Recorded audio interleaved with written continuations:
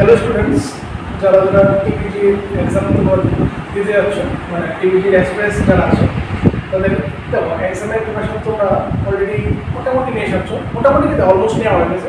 এখন যা করার বাকি বা অনেকে এটা স্টার্ট করে দিয়েছো যে প্রিভিয়াস ইয়ার কোশ্চেন, যেটা আমরা পিআই কিউ বলি, এটা মোটামুটি দেখা। তো আজকে আমরা শুধু 2019-এর কী কী কোশ্চেন আসতো শুধুমাত্র দুটো চ্যাপ্টার থেকে দেখবো। একটা চ্যাপ্টার হচ্ছে কি sexual reproduction in flowering plant, আরটা হচ্ছে কি হিউম্যান রিপ্রোডাকশন। এই দুটো চ্যাপ্টারে আমরা পিআই কিউ দেখবো। আর আমরা এখানে মার্ক করে দিলাম কটা কোশ্চেন আছে, 6, 26, 27, 28, 29, 30। এই কোশ্চেন দেখবো, একটু অ্যানালাইসিস করবো। এটা হচ্ছে তোমাদের analytical video. First of all দেখা যাক 6 নম্বর কোশ্চেনে কি লেখা আছে। দেখো, যারা ইংলিশ মিডিয়াম আছো বা বাংলা মিডিয়াম আছো তাদের দুটোটাই আমি বলবো। কি লেখা আছে দেখো, adnation between stamen and carpel is called, মানে কোন কেশর গর্ভকেশরের মধ্যে অসম সংযোগকে কি বলে। ঠিক আছে, এটাকে বেসিক্যালি অ্যাডেনশন বুঝো, মানে যুক্ত থাকে আর কি, এটাকে আমরা কি বলি। এটার নাম কি অনেকগুলি এখানে নাম দেওয়া আছে। এই নামের মধ্যে থেকে রাইট আনসার হবে এটা কি গাইডেন্টাস। ঠিক আছে, এটা মধ্যে আমরা ফটো দিয়ে সেরকম বোঝানোর দরকার নেই। আমরা নেক্সট কোশ্চেনে যাই। দেখো 26 নাম্বার।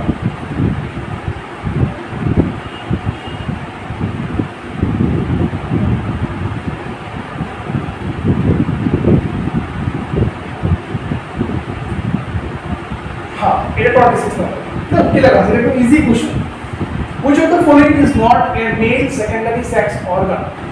তো আমরা এটা হচ্ছে কি চ্যাপ্টার 2 মেল সেক্স অর্গান। আমরা জানি এটার মধ্যে কোনটা সেকেন্ডারি না। মেল সেক্স অর্গানের মধ্যে প্রাইমারি কোনটা?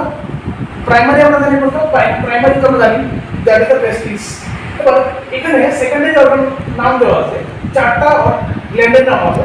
চারটা গ্ল্যান্ড আছে, এখানে অর্গান দেওয়া আছে। তোমার এপিডার্মিস, তোমরা খুব ভালো করে জানো এপিডার্মিস কি mail sex organ. Cowper Giles, এটা মেল সেক্স অর্গান। হ্যাঁ, মেল সেক্স অর্গান কোনটা? সেকেন্ডারি। বাস ডিফারেন্স এটা আমরা জানি অলরেডি। বাস ডিফারেন্স কেমন দেখতে, যেটা একদম কি থাকে টেস্টিস সঙ্গে লেগে থাকে, একটা পাইপ থাকে যেটা। কিন্তু বাথরুমের গ্ল্যান্ড এটা কিন্তু একটা secondary organ, but this is not belong to কি মেল। এটা হচ্ছে কি ফিমেল সেক্স অর্গান, বা ফিমেলের কি secondary sex organ. Right answer কোনটা? রাইট আনসার কিন্তু অপশন সি। নট। এবার দেখো সেকেন্ড কোশ্চেন কেমন 27। তো এটা কি লেখা আছে? The process of transformation of spermatid into mature spermatozoa is called. তোমরা যারা মোটামুটি বেসিকটা পড়েছো তারা হয়তো জানা আছে যে যখন গ্যামেটোজেনেসিস হয়, যেটা আমরা বলি স্পার্মাটোজেনেসিস, মানে কি স্পার্ম প্রোডাকশনের যে প্রসেসটা, ওটার মধ্যে তোমরা ডিফারেন্ট লেভেল পাবে। আমি কিন্তু কতদিন যারা অফলাইন ক্লাসে প্রেজেন্ট ছিলে আমি বলেছি যে ডিফারেন্ট প্রসেসে কিন্তু কি হয়, আলটিমেটলি কিন্তু ম্যাচিউর স্পার্ম। ওই যে প্রসেসের মধ্যে একটা ছোট একটা পোর্শন থাকে, এটা কি ওই পোর্শনের মধ্যে স্পার্মাটিড প্লাস স্পার্মাটোজোয়া হয়। স্পার্মাটিড মানে কি অলমোস্ট ম্যাচিউর স্পার্ম। যখন স্পার্মাটিড কখন বলি, যখন স্পার্মগুলি অলমোস্ট রেডি হয়ে যায়, বাট এগুলি কি হয় না, একদম ম্যাচিউর হয় না। মানে ম্যাচিউর কখন বলি আমরা, যখন তাদের মধ্যে কি থাকে, যখন তাদের মধ্যে হেড তেল থাকে বা তারা সুইম করতে পারে, এরকম একটা সিচুয়েশন থাকে, তখন আমরা ম্যাচিউর বলতে পারি। বা এদের মধ্যে আদার যদি সব কিছু প্রপার্টি থাকে একটা ম্যাচিউর স্পার্মে, তো ম্যাচিউর স্পার্ম আরটার নাম কি স্পার্মাটোজোয়া বা স্পার্মাটোজোয়া। এটা তোমরা তো জানো, স্পার্মাটোজোয়া মানে সিঙ্গুলার ফর্ম অফ স্পার্মাটোজোয়া বা সিঙ্গুলার ফর্ম অফ স্পার্ম। স্পার্মের আরেকটা নাম তোমরা মনে রাখবে কি স্পার্মাটোজোয়া। ঠিক আছে, এটা কিন্তু স্পার্মিং, এটার মধ্যে কিন্তু কনফিউশন ব্যাপার নেই। Spermatic থেকে ম্যাচিউর স্পার্মাটোজোয়ার ফর্ম হওয়ার যে প্রসেসটা, দ্যাট ইজ কল্ড দ্য স্পারমিউজেনেসিস। এবার নেক্সট কোশ্চেন দেখি 47 তো হয়ে গেছে না। তো আমরা 27 করতে হবে 20 কোশ্চেনটা একদম ইজি। ঠিক আছে, তাহলে দেখো কি লেখা আছে এর মধ্যে, main sex hormone testosterone is secreted by, মানে আমরা জানি কি টেস্টোস্টেরন হচ্ছে কি একটা হরমোন যেটা ছেলেদের ক্ষেত্রে বা পুরুষের ক্ষেত্রে প্রধান সেক্স হরমোন বলা হয় বা যৌন হরমোন লেখা আছে বাংলাতে খুব সুন্দর করে বলা আছে। এটা কোন জায়গা থেকে সিক্রেট হয় বা কোন জায়গা থেকে নিঃসরণ হয় বা কোন জায়গা থেকে বের হয়, তো নামগুলো বলো। সার্কুলেটরি সেল, সার্কুলেটরি সেল জানো কি? সার্কুলেটরি সেলের প্রধান কাজ কি? সে কি করে কি সে যখন স্পার্ম তৈরি হয় বা স্পার্ম তৈরি হওয়ার সময় সার্কুলেটরি সেল কি করে নিউট্রিশন দেয়। তো এটা হইতেই পারে না, স্ট্রোমা হইতেই পারে না। স্ট্রোমা একটি একটা জিনিস, তোমরা প্লান্টে পড়ছো, প্লান্ট ফিজিওলজি পড়ছো, কোন জায়গার মধ্যে আমরা জানি কোন পার্টে পড়ছো, বা স্ট্রোমা অন্য কিছু ডিফাইন করতে পারে অন্য জিনিসকে, কিন্তু এটা হতেই পারে না। স্পার্মাটোজেনিক সেল না, এটাও না। বাকিটা রবি দেখো ইন্টেস্টাইনাল, ঠিক আছে, ইন্টারস্টিশিয়াল সেল অফ লেডিং, লেডিংয়ের আন্তঃকোষ। আন্তঃকোষ হয়তো তোমাদের মনে আছে, আন্তঃকোষটা কিরকম ছিল তোমরা যখন তোমরা 7 মিনিট ক্লাস বেসিক্যাল তোমরা যে পড়ছো, এমন কিছু শশার মতো কিছু পোর্শন আছে, শশা কাটতে যদি রাখি এমন কিছু গোল গোল যে আসলো, এটা আমরা সেলুলোজ স্টিমুল করে দাও। এটার মধ্যে কি আসলো অনেকগুলো সেল, এটার মধ্যে কি তৈরি হতো, এটার মধ্যে ভিতরে কিন্তু স্পার্ম তৈরি হয়। এই মাঝখানে যে ফাঁকা জায়গাগুলো, এই মাঝখানে যে ফাঁকা জায়গাগুলি, এই এটাকে আমরা কি আন্তঃকোষ। আন্তঃকোষ এর মিনিংটা কি? তা বাংলাতে আন্তঃকোষের মিনিং কি? তা যে কোষের মধ্যবর্তী জায়গা। এইসব জায়গার যে কোষগুলো, এটাকে আমরা বলি কি লেডিকের কোষ। ওই লেডিকের কোষ কি করে টেস্টোস্টেরন নামক হরমোনটা তৈরি করে। তাহলে সঠিক আনসার কোনটা হবে আমাদের? এটা আছে সঠিক আনসার। বুঝতে পারলে আছে? নেক্সট কোশ্চেন দেখো 29 নাম্বার। কি লেখা আছে? Painful menstruation. তো মেনস্ট্রুয়েশন যেমন হয়, next question, painful menstruation is known as, মানে যন্ত্রণাদায়ক রজস্রাব। মেইনলি কি হয় যখন মেনস্ট্রুয়েশন হয় মেয়েদের মধ্যে বা রজস্রাব যখন হয়, তখন ব্যথা হয় অনেকের মধ্যে, বা অনেক সময় ব্যথা হয়। এই ব্যথা যে হয় এটার নাম আমরা মেডিকেলি কি নাম দিই? এটার অনেকটা নাম দিয়েছে, এমডোরিয়া, অলিগোমেনোরিয়া, মেনোরিয়া। এটার মেইন যে আনসারটা বা সঠিক যে আনসারটা এটা হচ্ছে কি ডিসমেনোরিয়া। ডিসমেনোরিয়া এটা মোটা কাকে লেখা, ডিস মানে কি বোঝায় কি যেটা ঠিক না বা যেটা বেঠিক বা কোনো ম্যাল ফাংশন যদি হয় ওদের মধ্যে, তাহলে কোন নাম দিই কি ডিস দিই। এটা মোটা বাকি বাকিটির মধ্যে ডিস কিছু হয়, এটা মোটা একটা ঠিক। যেহেতু ডিসমেনোরিয়া, মেনোরিয়া বোঝায় মানে কি, মানে মেনস্ট্রুয়েশন জিনিসটাকে আমরা মেনোরি করি, ঠিক আছে। তো যেহেতু ডিজ আছে, এটা মনে রাখবা ডিসমেনোরিয়া মানে কি হচ্ছে কি পেইনফুল মেনস্ট্রুয়েশন। কারণ পেইন তো ঠিক না, পেইন ভালো না, कैसे हो पेन, तो डिसमेনোরিয়া আছে। রাইট,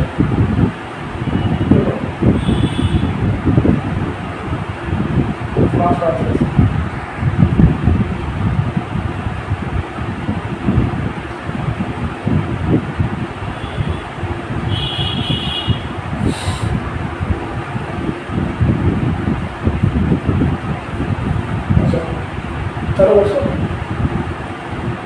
কোশ্চেন নাম্বার 30 দেখো। কোশ্চেন নাম্বার 30 কোন চ্যাপ্টার থেকে আসলো? এটা কিন্তু নতুন বইয়ের, নতুন এনসিইআরটি বইয়ের কিন্তু ফার্স্ট চ্যাপ্টার, যেটা কি sexual reproduction in flowering plant.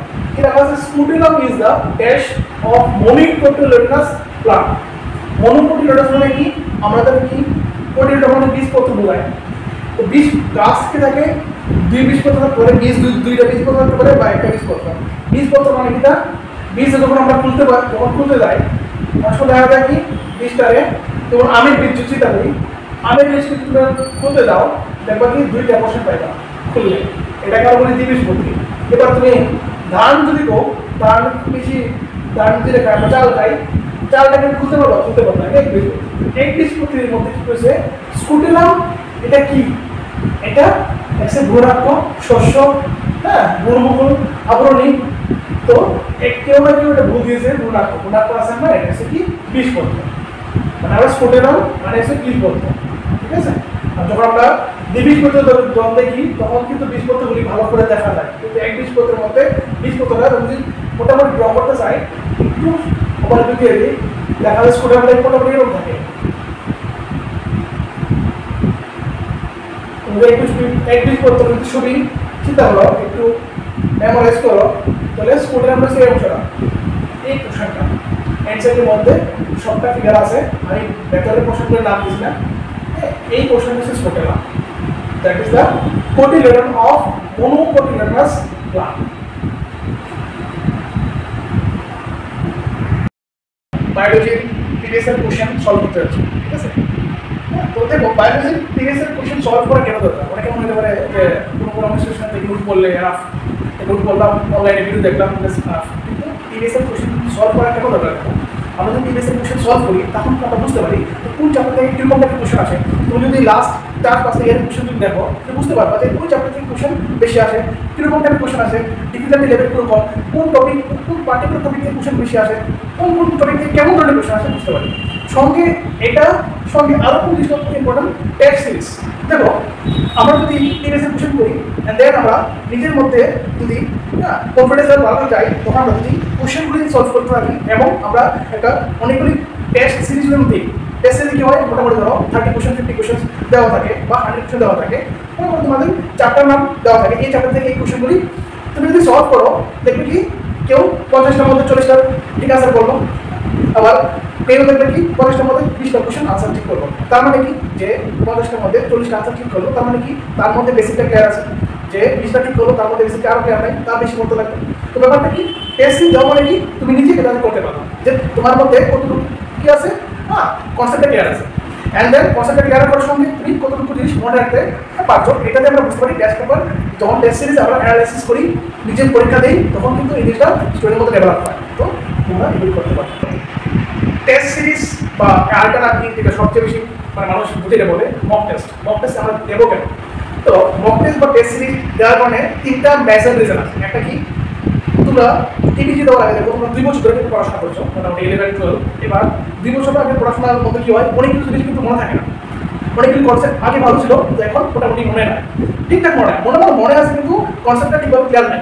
এবার টেস্ট সিরিজ দিলে কি হয় বা মক টেস্ট দিলে কি হয়, তোমাদের কনসেপ্টটা ক্লিয়ার ছিল, এটা আবার কি হয়, আবার নতুন করে তোমার মধ্যে আবার কি হয় তৈরি হয় যে তুমি এটা বুঝতে পারছো কিনা, আবার তুমি বইগুলো দেখো না, আমি এটা কম বুঝি, এবার আরেকটা ভিডিও দেখো বা এখানে ক্লাস বেশি করো। তো এই একটা ভালো বেনিফিট।